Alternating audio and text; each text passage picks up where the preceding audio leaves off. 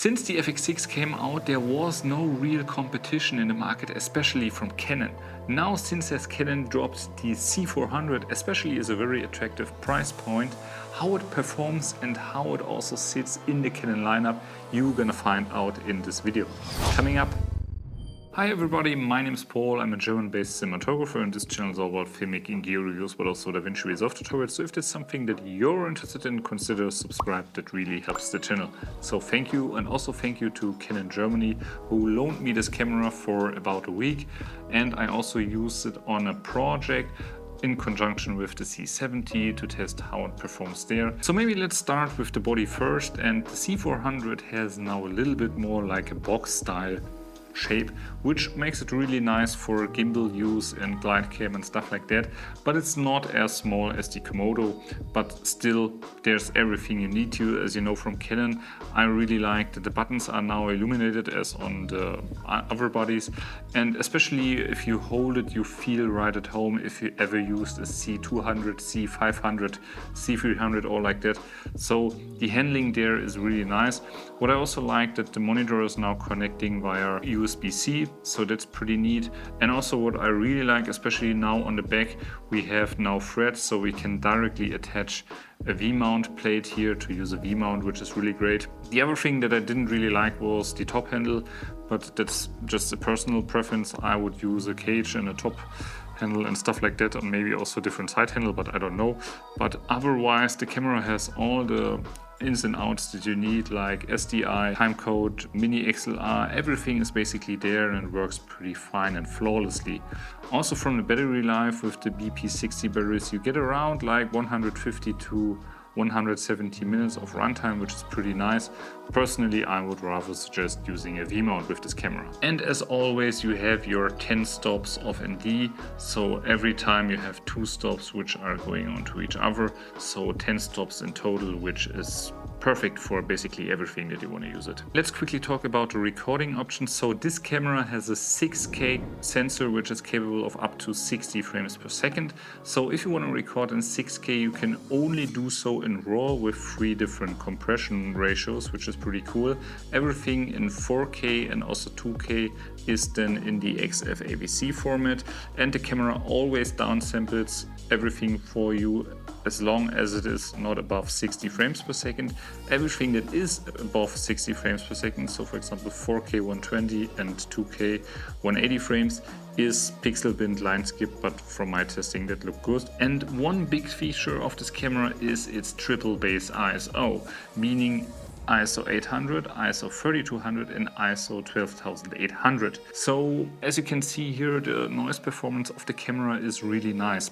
And also in the base ISOs like 3200 and also 12800, it's not as there is no noise. There is noise, but it looks really organic, and I would say you can easily go around without denoising it if you want to. And I would even say you can go up to ISO 25600 if you need to. As I've said, there's little to no color noise, it's just chroma noise, and that's looking really organic.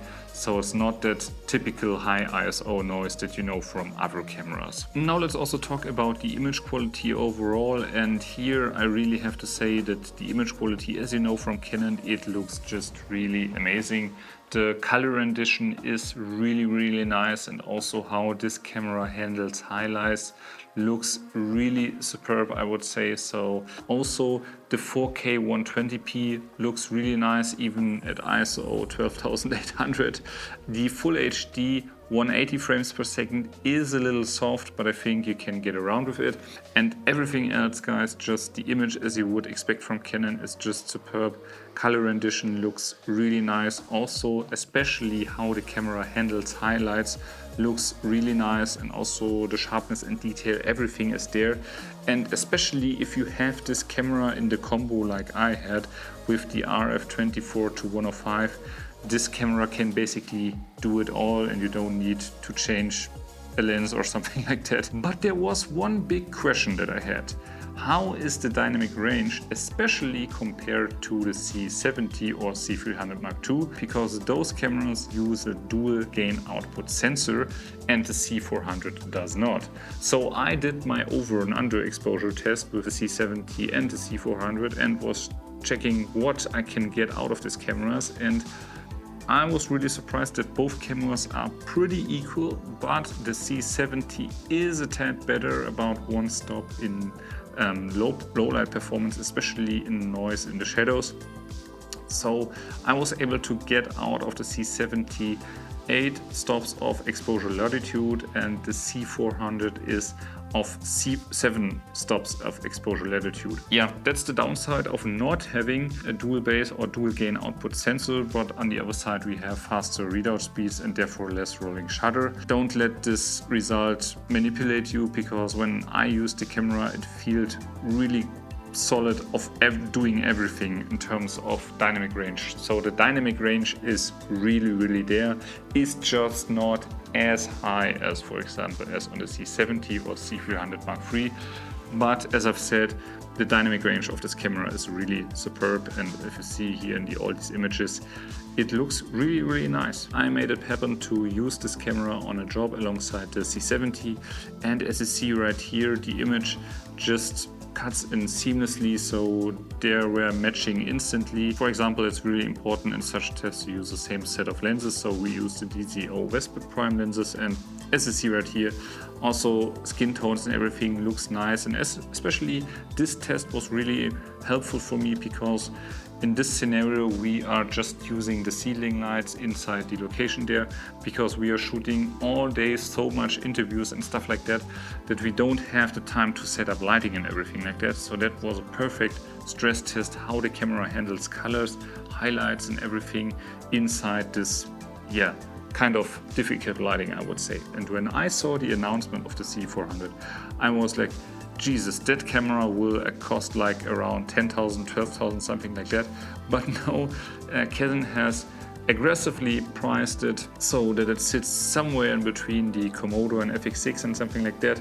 So this camera is really amazing, especially with the triple base ISO. And personally, it's a great camera and I would be really happy to use it. And guys, if you have any further questions, you know the game, just drop them down in the comments below, and I'm gonna see you in my very next video. Cheers!